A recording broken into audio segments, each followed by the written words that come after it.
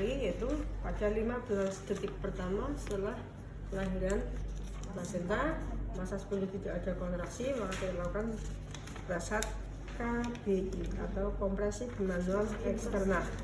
Ya. Pada prasat ini, ya kita persiapannya sebenarnya dari persalinan hanya tidak perlu menyiapkan alat khusus. Kalau tidak ada, maka ya ini yang bikin gap-gapan, bikin kita ada kebingungan adalah kalau memang tidak siap alat dan obat sesuai dengan standar APN. Ya, misalnya ada 8 apel oksitosin tadi, sisanya kalau dari kelahiran plasenta manual berarti masih ada 6 yang kita bisa gunakan untuk rujukan, masih cukup sampai ke tempat rujukan. Karena di pemberian pertama adalah 2 ampul yang dihabiskan dalam 10 menit, kemudian botol kedua dan keempat berisi 2 ampul atau 20 intra-unit atau international unit yang dihabiskan dalam waktu 1 jam setiap botolnya. Nanti kalau kita rujukan kita misalkan hanya membutuhkan waktu setengah jam, maka masih punya sisa. Tapi kalau rujukan kita 2 jam, ya berarti pas kita gunakan 6 ampul untuk sampai ke tempat rujukan. Ya. Baik, kemudian untuk tindakannya, ya dari persalinan kalau kita sudah melakukan persalinan ada atonia, maka kita segera mengganti handskun dengan yang baru. handskun yang baru, dimana inform consent juga sama dilakukan sambil berjalan. Ingat bahwa tindakan jelas sifatnya adalah emergency, membutuhkan tindakan segera yang tidak bisa terlalu detail untuk melakukan inform consentnya. Ibu maaf ya Bu, ada jalan Bu, tapi ini kok harusnya rahimnya Ibu kok lembek sekali. Ya, saya tolong untuk mencoba supaya membaik ya Bu, karena ini ada perdarahan. Biasanya harus cepat. Ya, menggunakan sarung tangan panjang sesuai dengan ukuran tangan kita harusnya. Ya. Enggak asal sarung tangan panjang. Ya, kalau ini adalah 7,5. Ukuran saya nomor 7. Ya, gunakan sampai batas siku. Ya, karena akan masuk ke dalam kafum dari. Ya, kemudian melakukan melakukan KBI dengan cara memasukkan tangan kita secara obstetri, dibantu tangan kiri membuka labia. Ya. Ya, kemudian ya pastikan tidak ada gumpalan darah di sekitar vagina, dan masuk ke kafum uteri juga harus kita cek adakah gumpalan darah atau tidak. Tangan kita berpindah ke suprapubik untuk mengeluarkan dulu sisa-sisa gumpalan darah supaya tidak mengganggu kontraksi. Pastikan semuanya sudah bersih. Kemudian kita lakukan prasat KBI, yaitu dengan cara memasukkan tangan kita dalam vagina untuk menekan fornix anterior dengan menggunakan kepalan tangan kita. Posisinya tangan kita menghadap ya, tangan bagian dalam, bukan tangan bagian luar. Ya, jadi kalau seperti ini kita nggak akan bisa, tangan kita terkunci, terfiksasi, nggak bisa akan bergerakan. Pasiennya pun akan kesakitan karena kita nggak bisa melakukan gerakan maksimal. Kita pas akan masuk begini, mesti ini akan nanggrok ke sipisisnya, sehingga harus begini. Ya, masuk ke kafum uteri, kemudian menekan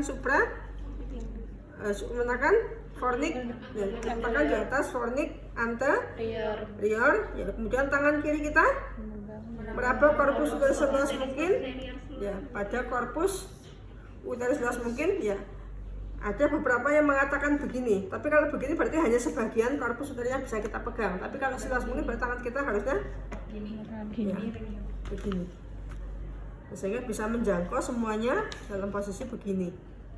Ya, oke. Gambaran mungkin seperti ini, lembek, kewer-kewer begini, sehingga tidak akan ada teraba kontraksi.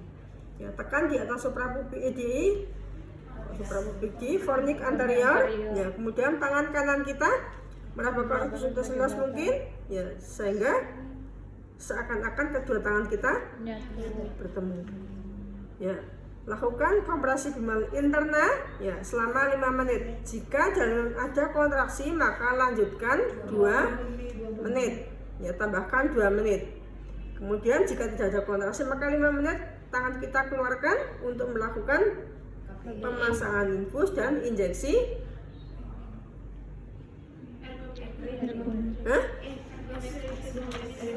injeksi ergometrin atau pemasangan misoprostol 600 sampai 1000 intra. Ya.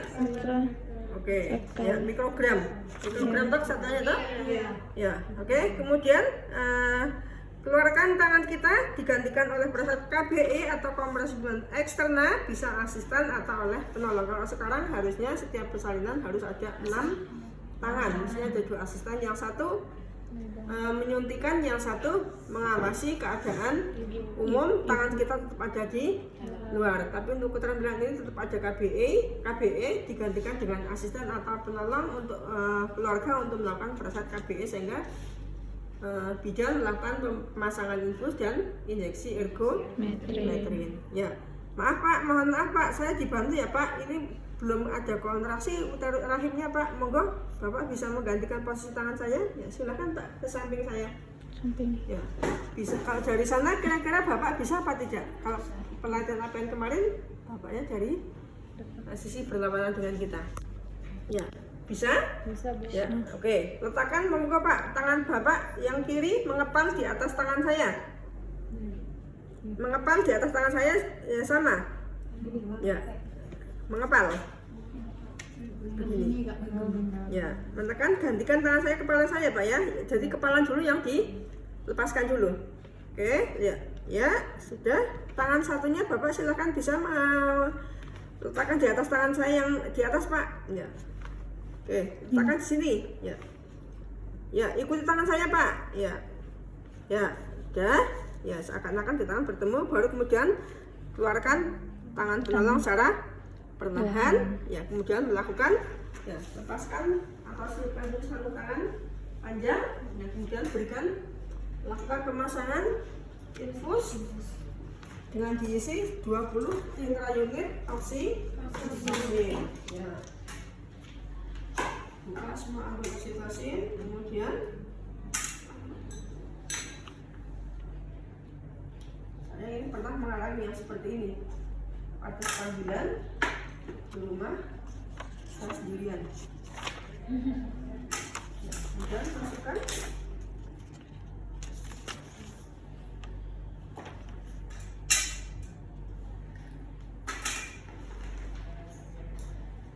pasangan infus pertama harus habis dalam waktu 10 menit. Lepaskan klem, ya, agar tetesan bisa maksimal atau bisa muncul. Bila tidak bisa tetesan cepat, ini malah kecepet mungkin. Ya, maka infus bisa kita keras. Ya. Itu bisa mempercepat tetesan dalam waktu sebelum harapannya sudah masuk. Ya, kemudian gantikan dengan, ya, sambil setelah ini kemudian suntikan juga ergometrin secara intramuskular atau IV.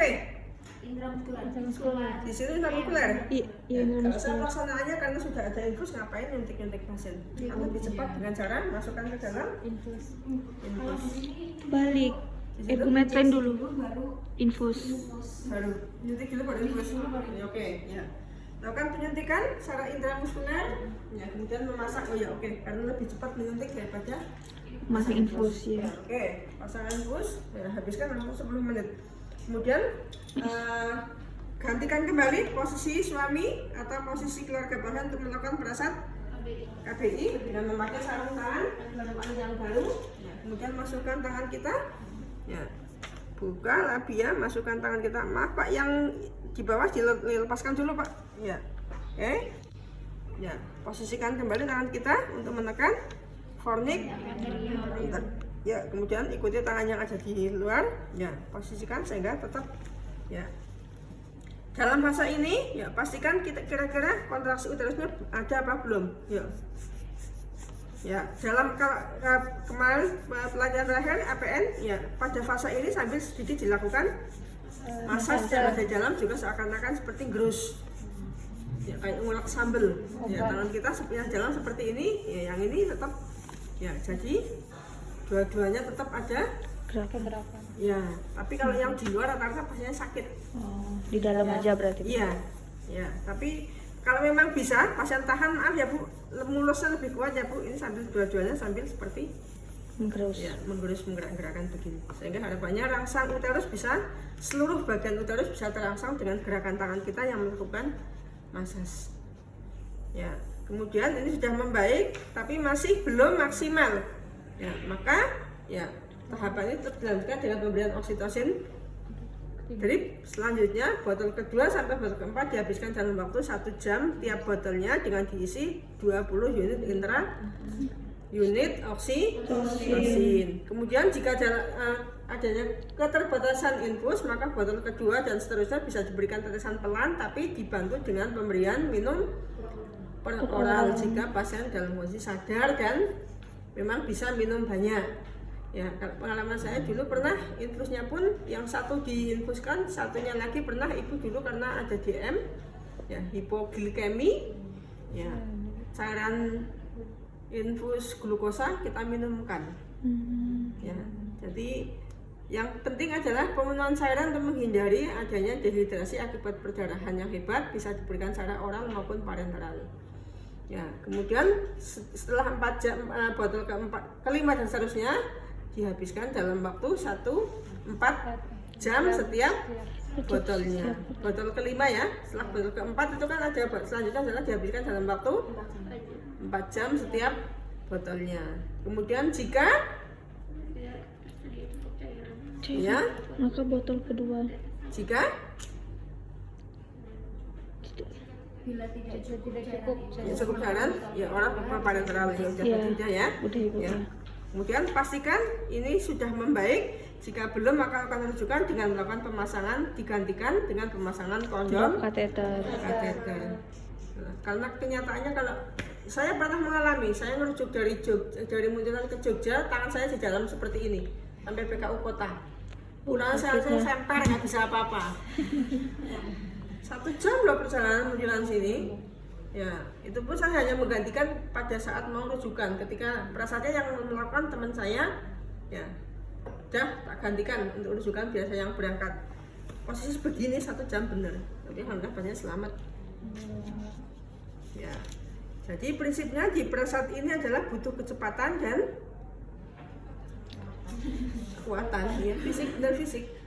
Ya, maka sekarang untuk kondom kateter menjadi wajib kalau kita merujuk, ya wajib menggunakan kondom kateter, ya karena sebenarnya tidak ada istilah keterbatasan alat. Kalau kondom itu kan, ya saya kira yang namanya pelayanan bidan sekarang harus punya kondom, bukan harus kondom kateter yang sudah kemasan kan, enggak. Kita kan bisa membuat kondom kateter sendiri dengan menggunakan ini atau langsung dimasukkan ke selang infus yang sudah dimasukkan ke dalam kondom selang infus atau dengan menggunakan, kalau saya lebih menggunakan kateter. Ya, karena ini nanti pada saat pelepasannya ini ya lebih mudah. Ya. Oke, dan lebih ribet karena kalau kita ngikatnya nggak kencang bisa menyebabkan bocor. Ya. Oke, ya sampai di sini ada yang kurang? Bu, kalau, Ya. Ibu kalau KU-nya apa kontraksinya bagus, berarti nggak perlu dirujuk lagi Bu? Ya, kalau KU-nya bagus, kontraksinya membaik, ya tinggal pengawasan selanjutnya adalah benar-benar terpenuhi kebutuhan cairan. Ya, jadi jangan sampai lepas di infus keempat dan kelima seterusnya kita kehabisan cairan, itu berisiko. Karena ini harus pengawasan minimal adalah 24 jam. Ya, sama seperti kalau ada kondom kan juga pelepasannya kita evaluasi setelah 24 jam. Sampai di situ. Bu, kalau megang masuk tangan itu jempolnya di dalam atau gini Bu? Ya, begini ya atau begini sebenarnya karena kalau di dalam ini kayaknya kalau saya seperti ini lebih tegang. Saya lebih rileks dengan tangan saya ke sini. Begini. Tapi memang ini resikonya memang sebenarnya untuk bisa membantu meraba uterus kalau sudah ada mulai kontrasi, ini tangan jempol kita bisa sedikit mengecek. Tapi kalau di sini ini hanya yang bisa meraba hanya bagian luar. Ya, kalau di pelatihan kemarin ya ada pertanyaan juga, nggak ada prinsip harus begini atau harus begini. Yang terpenting adalah ya satu, pastikan jari tangan kita kukunya tidak melebihi batas ujung kuku. Ya, kemudian ya kekuatan tangan kita itu intinya adalah semua fornik ini bisa teraba, bisa ketekan dengan tangan kita. Mestinya adalah begitu. Kalau ini sebenarnya kalau fornik persalinan hampir menyeluruh seperti ini karena hampir pembukaan 10 kan nanti kan maksimal. Kalau tidak ada kontraksi nggak akan ada kembalinya, pembukaan tidak akan menyempit karena gimana menyempit kalau sini nggak ada kontraksi. Ini memberikan gambaran seperti ini.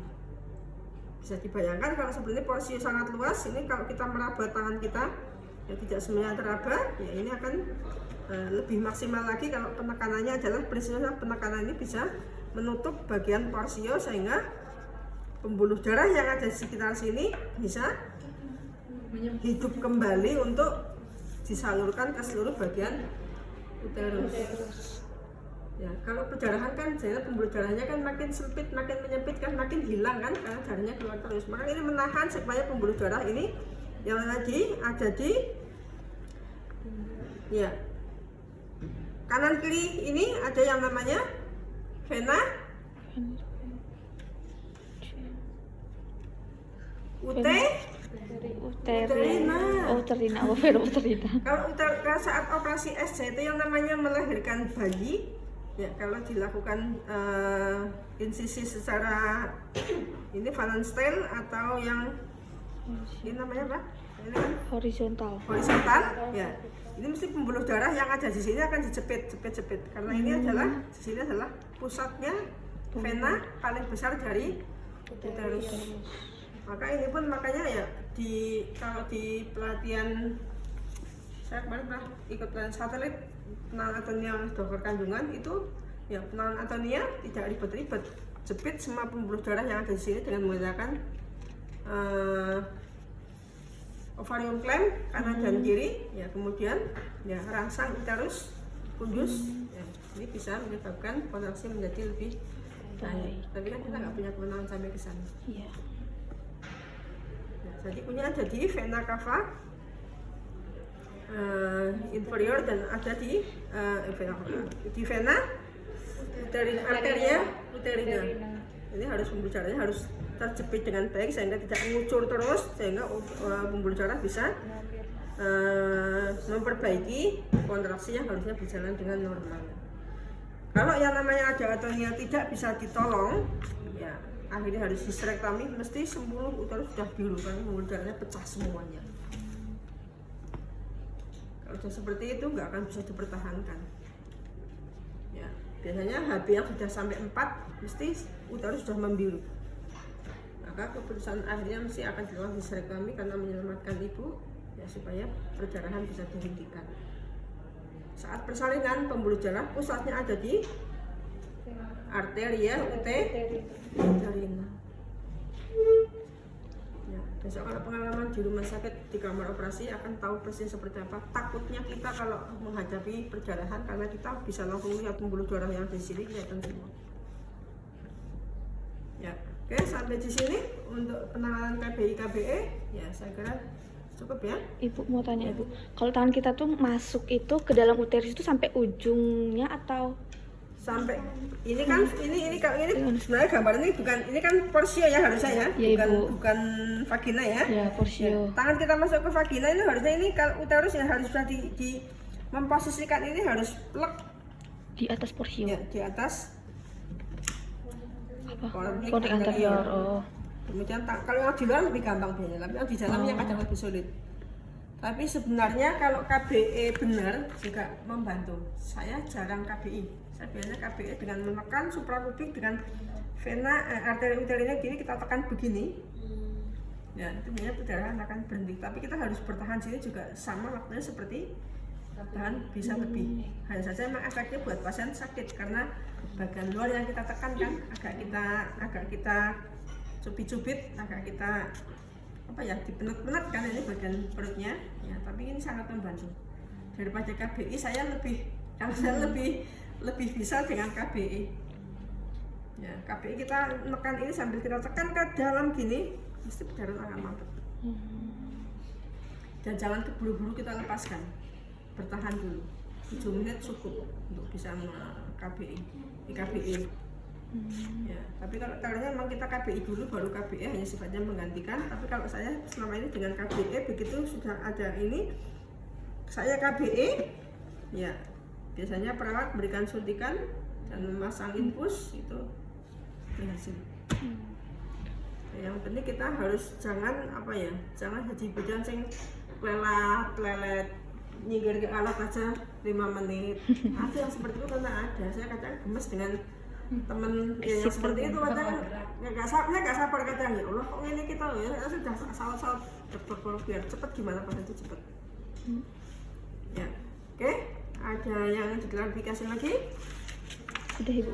Ya, jadi kalau kita besok punya klinik ya yang namanya, kalau saya lebih ayam ketika obat dan alat lengkap. Ketika ada obat yang kurang satu aja, saya kalau udah mau menolong sudah mikir dulu. Kira-kira nanti kepian ana apa-apa. Ya, kalau kita dekat dengan apotek nggak apa-apa, tapi kalau jauh ya repot. Ya, sehingga kadang kita butuh kerjasama dengan apotek terdekat, juga kita perlu tahu teleponnya. Kalau ada kebutuhan yang mendadak bisa kita telepon minta diantarkan. Itu bagian dari keterbatasan tenaga yang bisa kita gunakan dari lini tim kesehatan ya, sebagai tenaga kesehatan saling bisa menjaga kerjasama dengan tim yang lain. Fungsinya adalah kalau ada emergensi kita kasih ya ada pertolongan pertama yang bisa kita gunakan untuk memfasilitasi apa yang kita kurang. Betul? Ya. Baik, untuk hari ini saya kira untuk materi cukup. Besok tinggal